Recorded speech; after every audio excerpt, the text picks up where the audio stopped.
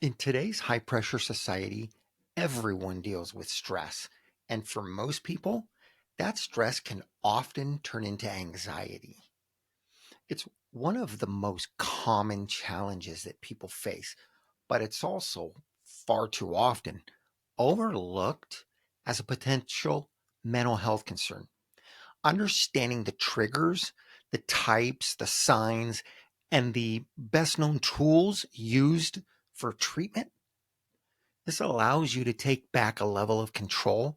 And that's when you stand a chance at managing or even overcoming anxiety in your life.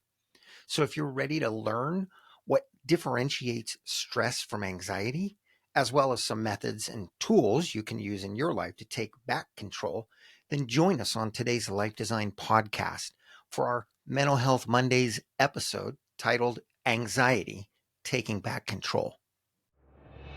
If you haven't already done so, please subscribe now so you can join us on every episode. We truly appreciate it. And be sure to engage in the comments section of your favorite platform for your chance to be invited as a guest on one of our episodes. Welcome back to the Life Design Podcast. I'm your host, Michael Borland, aka Coach Michael. Today's topic of anxiety is one of the most common challenges people face. And again, it's also far too often overlooked as a potential mental health concern in today's high pressure society that we live in. So let's start with a simple understanding of anxiety itself. And first, I want to be clear that anxiety is normal and often it's a healthy emotion. It's a natural emotion that's meant to keep us aware of potential risks and dangers. Okay. Things that are outside of what we would typically consider normal or safe, or we might even say outside of ideal within our daily experience, what we consider ideal. That said, it can also become a disorder, right? When the feelings become excessive or too persistent and they begin to interfere with our daily living. So listen, I want to be real here. And that reality is that over the last few years, I've come to understand that I struggle with anxiety at times, just like everybody else does. And it's not always a bad thing. And it's never something to be ashamed of. Okay, this is the reason that I want to talk about it today. I want to help break some of these misconceptions and stigmas that are attached to it. So, let's start with what are some of the triggers that can cause anxiety in our modern lives. Okay, most of these triggers, they're everyday things like work pressure, social media influences, financial concerns, even the constant bombardment of information, which, quite frankly, we all know can easily become overwhelming at times, right? Think about that for a second. Work pressures. Everybody's used to this. You get stressed because work's putting a lot of pressure on you. Sometimes that can start to push into the area of anxiety. Social media influences. Lord knows those are creating tons of anxiety in people these days. Actually, anxiety, anger, distrust, violence. I mean, there's so much going on with it. Financial concerns obviously can put us in a level of stress and can cause a lot of anxiety for people at times. And again, even that constant bombardment of information, again, a lot of that comes from those social media influences, and a lot of that is often very negative. Um, but that constant, you know, just piling on of information, it can start to create lots of stress and to the point of anxiety at times. So let's look at the distinctions, right? The differences between our everyday stress, such as the way that we would respond to a known stressor, right, as opposed to anxiety, which often lacks a clear proportional cause. So what do I mean by that? I mean the cause, the trigger, is not actually at the level of the anxiety that we experience, right? That happens often for a lot of people. So stress itself, it's typically a short-term thing, right? It resolves once the stressor itself is removed. Whereas again, anxiety, it can persist. It can actually worsen over time. So here, let's look at some examples, right? We use that work situation, a work project. Okay. That's one. Preparing for a family event, or maybe dealing with a rude client, or even something like a dismissive friend or family member. Those are things that can create stress in our lives. Anxiety, on the other hand, oftentimes can start as a stress, such as maybe a child going away to a party, right? Or a loved one that's going on a trip. But for some people, this can evolve into anxiety, even debilitating anxiety, especially maybe in a case where you're unable to make contact with that loved one. If they don't happen to show up back home at an expected time. Okay, for most of us, this would lead to some minor amount of anxiety, but for some people, it can become excessive and it can even turn into a full-blown panic attack. Now, I don't want to create too long of a list, but let's just look at three of the most common types of anxiety disorders. So the first one coming to mind is it's called general anxiety disorder, generalized anxiety disorder, right, or GAD. And those examples of those would be just what we shared a minute ago. The work project, the family event, maybe the rude person. Okay, panic disorder is another one, and this would probably equate to that loved one not getting home at the expected time. Okay. A third one that's super common is social anxiety disorder. Now, this one's a simple way to explain it would be maybe the fear of crowds or of going into a public space, particularly, a highly active public space like a mall or a nightclub or something like that. Okay.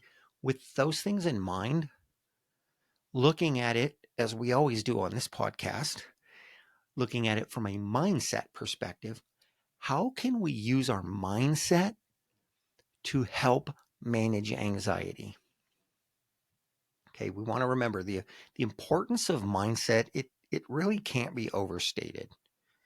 And even in this particular topic, how we think about anxiety, it can actually influence how we manage it.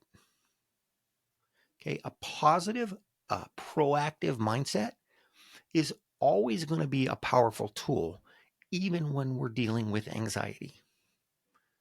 Now, when we pause for a minute and we think about it, when we have the right mindset, it gives us a certain level of control, and we can begin to recognize anxiety, right? We can acknowledge it. We can actually accept it and allow it to share its message with us.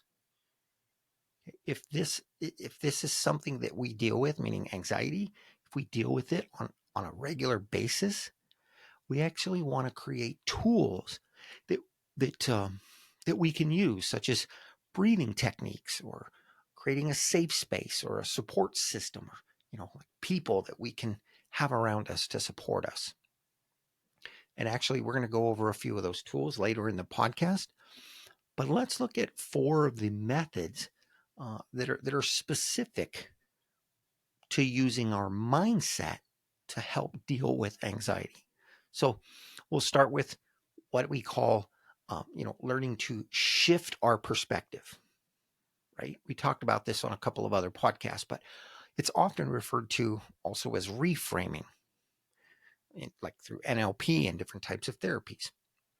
And we can actually learn to reframe our anxious thoughts. So let's look at an example of that.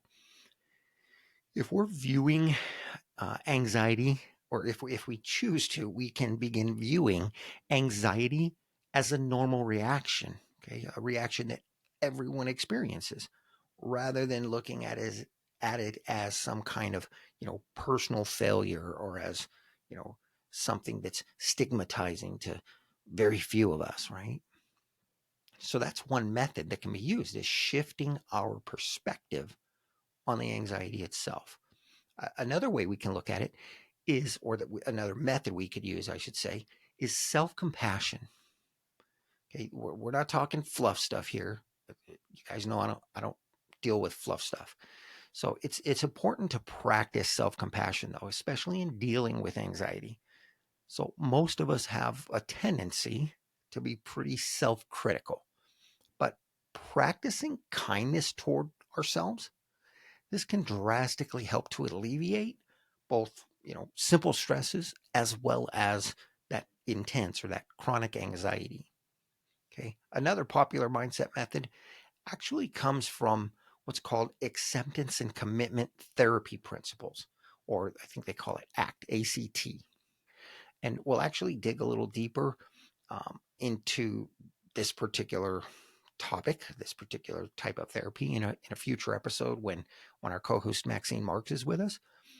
But a simple way to use, the acceptance and commitment therapy is practicing accepting your reactions and being present. So we're basically choosing a valued direction to both think and act, and then actually taking that intentional action. To be clear, though, on accepting, let me make this clear.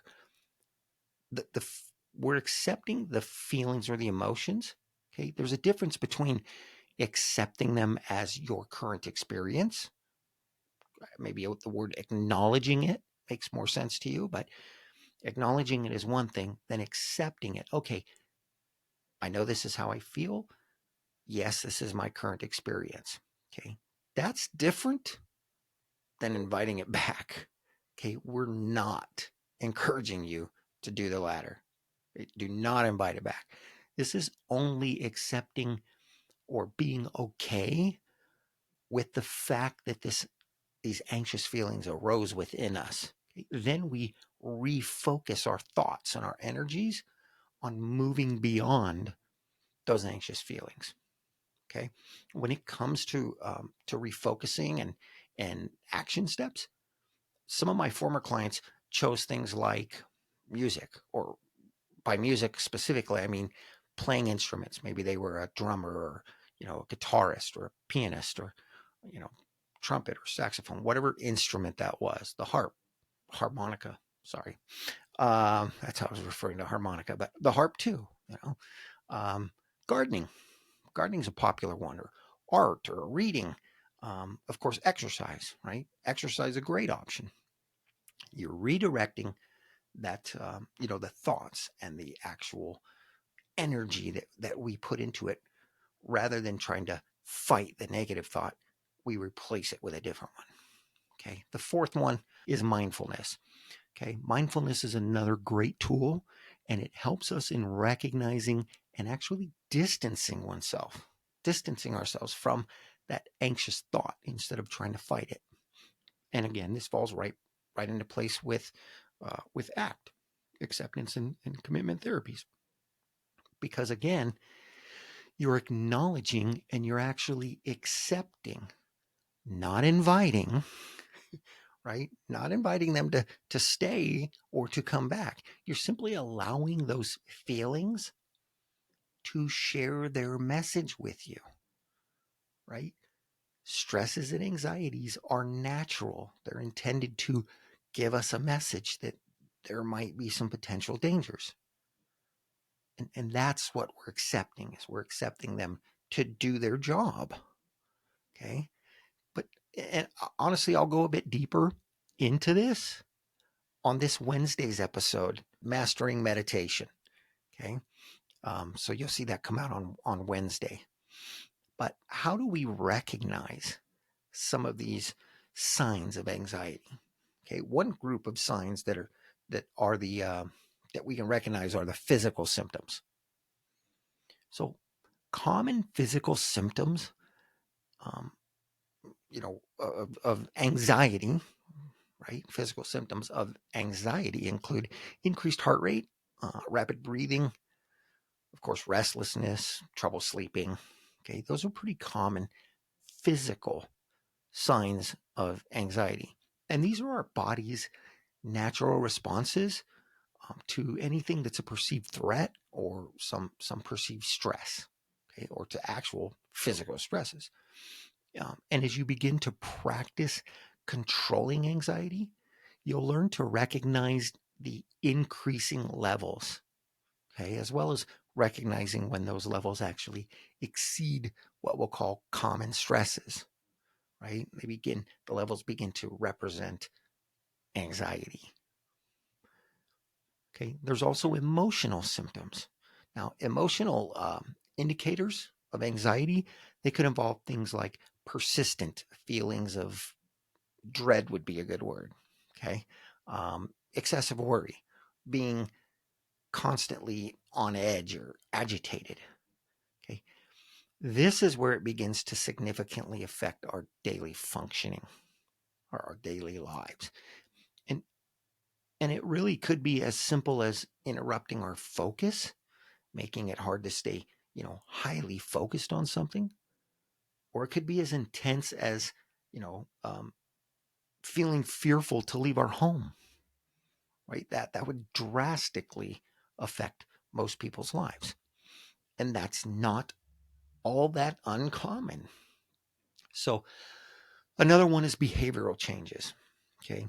This is a definite sign for anxiety. Okay.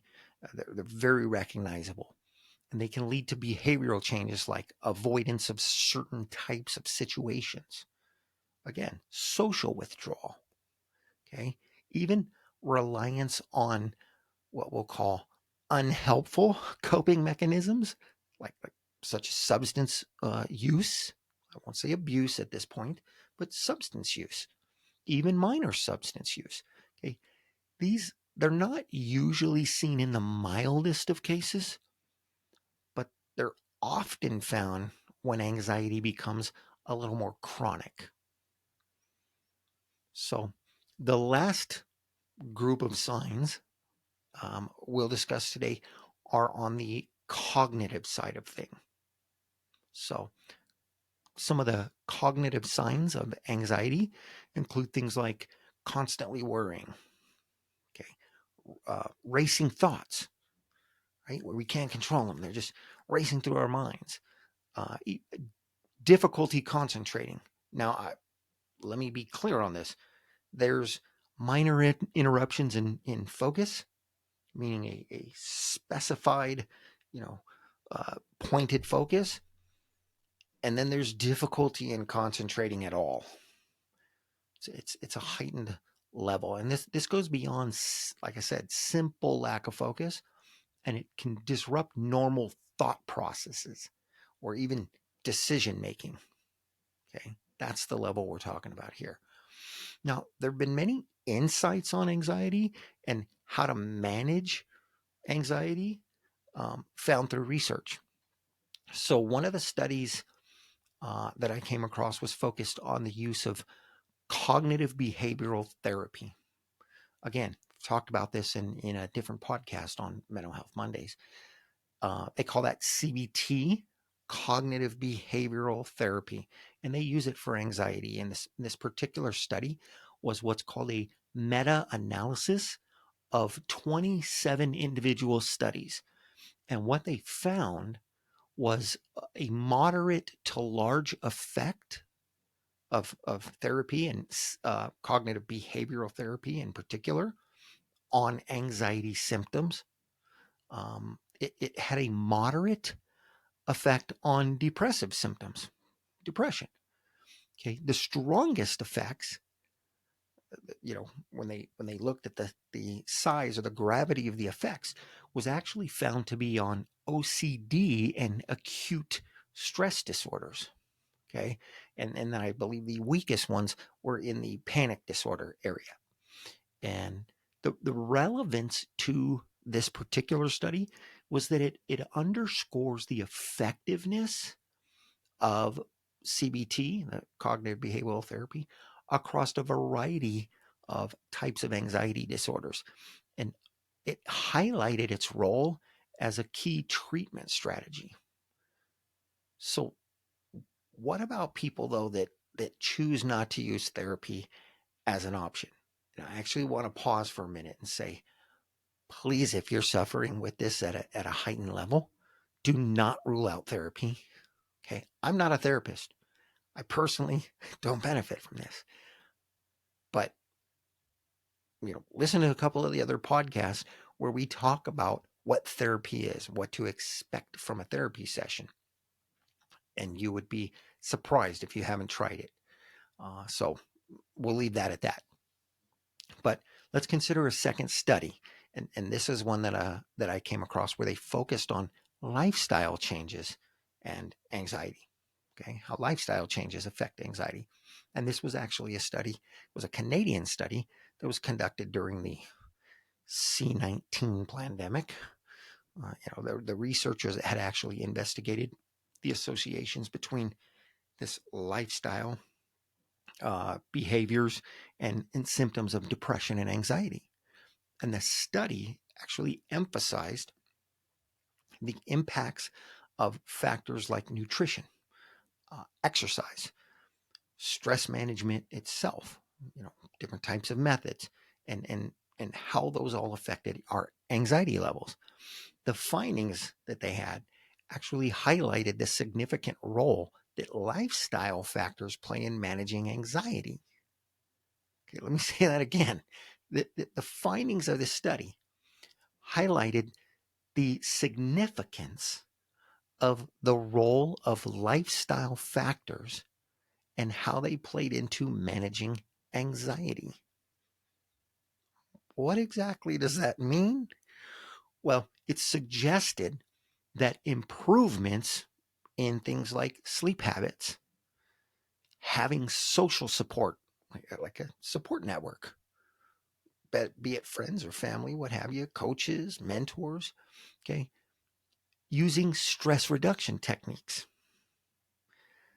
and regular exercise itself, how those can drastically benefit our mental health. And one of those things in one of those areas was reducing stress and anxiety. So all that said, there's some practical tips for managing anxiety.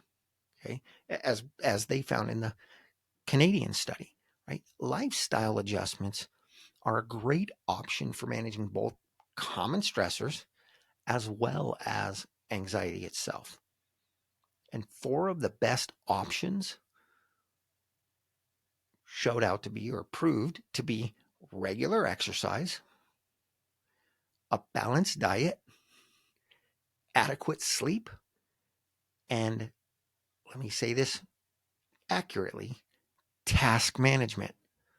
We all know this is often referred to as time management, but on a side note, I'm going to highly recommend that you listen to my episode on time management.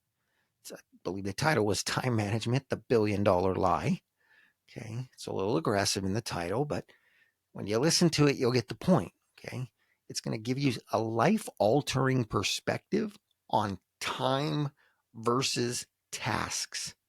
Okay, and the management of that in particular. So, regardless, you can quickly and easily experience a tremendous reduction in anxiety by making just small, um, achievable changes, okay, in your daily routines. We're not talking about things that are drastic changes. The results are drastic. The changes are very minute. Okay, back to the study. Beyond the top four options, it was also found that mindfulness exercises and relaxation techniques, such as breathing techniques, okay, they can be used to calm our minds, okay, to calm and relax our bodies during moments of anxiety. Okay, a lot of people use that. Breathing techniques are one of the top choices that people use in that area. Cognitive strategies, those are another one, and they suggest things such as challenging negative thoughts, Okay.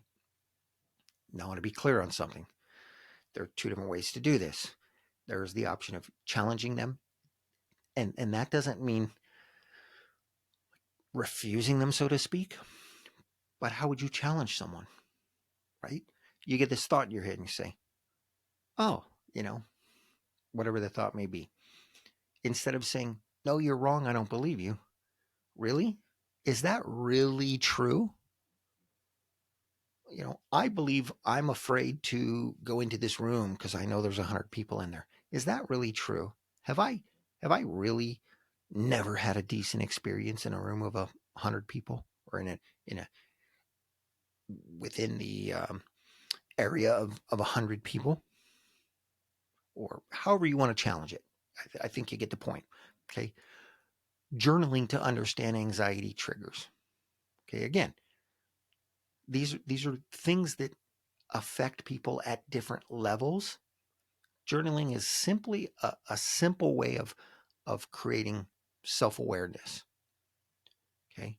And it can help certain people with certain anxiety triggers. Practicing gratitude has proven to be extremely helpful for many people. But practicing gratitude doesn't just mean that I'm feeling grateful for something. Okay. It could also be in the acceptance of gratitude from someone else, meaning someone tells you they're very grateful for something you've done for them, or for the way they feel around you, or whatever the case is. To actually practice and work on accepting that. Or if you're doing a gratitude exercise, to think about the times, especially more recently, or from people that are closer to you, that you care more about, where they've expressed their gratitude to you, and using that, and grabbing onto that feeling, how it made you feel. And if it made you feel uncomfortable, then it's the practice of getting comfortable with that, of being appreciated by other people, having people express their gratitude to you. That is a huge, huge um, tool. And it's something different than what most people talk about. I believe someone was talking about this, just told me about this in the last couple of days. I believe it was Andrew Huberman. Okay, if you don't listen to his podcast, I'm a huge fan. Okay, so I suggest you listen to that one too. Just don't leave this one. I'm gonna keep an eye on you, so I'm gonna know. Um, but he has one out where he talks about that, and I think it's pretty recent. So I think it came out in November of 2023. I just haven't heard it, so I'm not sure, but I know it was on that subject. So the next thing to consider is building a support network. Okay, whether it's friends, whether it's family, a support group, again, a coach, a mentor. Okay, this is one of the most common recommendations that we hear in the industry, be it therapists, what have you. It's a very common recommendation, and we never want to overlook it. Okay, it's extremely powerful because as humans, that connection is vital, right? So beyond these, we want to take into consideration professional help, such as therapy or counseling. Okay. These can be imperative, especially if anxiety is significantly impacting the quality of your life. Okay. Let me be clear on this. You hear me say this on every episode. I am not offering medical advice. Okay. This is a podcast. This is a conversation. I am not a doctor. Okay. There's no guarantee that any of these techniques will help every single person. Okay. I am simply sharing information on options that have been proven to help literally millions of people. Okay. Not 100% of people, but millions of people. And they're supported by study after study that have been conducted through some of the most highly respected groups in a variety of fields. Okay. And this is why sometimes you'll hear me say, I don't always want to quote specific um, studies that were done, because we can always nitpick any given study, right? But when you take one, you know, where they reviewed 27 different studies and found that all the studies pointed in a similar direction, that's some pretty strong evidence, right? So that being said, okay, if anxiety is significantly affecting your life, please seek professional help. Okay, if you're not sure where to look, reach out to your personal physician or a local medical, health professional, and ask for some guidance.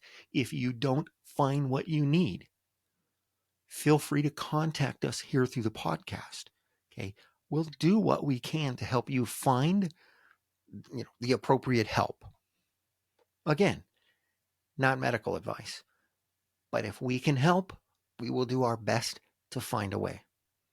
Okay, listen, there are tons of additional resources available that offer deep insight into managing anxiety, be it books, online apps or tools, professional organizations, hotlines. There's even, again, community engagement. Okay, so many more.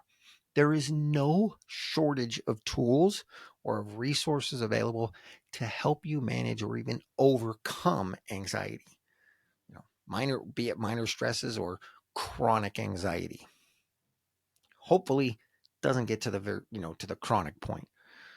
Okay, let me say this slowly. There is no reason to be ashamed or to hesitate in getting help. Okay, it really boils down to you deciding that overcoming these stresses or this anxiety in particular, that it's a priority. Okay, it boils down to you making that decision. Seeking help it's a sign of strength. This is not a weakness. So please don't wait to make managing your anxiety a priority. So that's our time for today. We might have even gone a little bit over. I am trying to keep these, particularly the solo podcast, into the 20 to maybe 25-minute range. So if you found any value at all in today's episode or in anything in our podcast, please subscribe, share these podcasts, and go online and go on to the podcast platforms and rate our podcast, hopefully as a 5-star. Okay, each of these options actually helps our encouraging message bring valuable insights to more ears, to more minds and hearts of some really good people. And that's our goal for being here. So I thank you again for joining us on the Life Design Podcast. I look forward to sharing more with you very soon. And I definitely look forward to meeting, I'd like to say all of you, but at least some of you very soon. If you think you might want to be a guest on the podcast with something interesting to talk about, a great message to share, please reach out to us. Let us know. Stay engaged. Make comments. Hope to see you soon, but until then, as always, live awesome and enjoy your journey.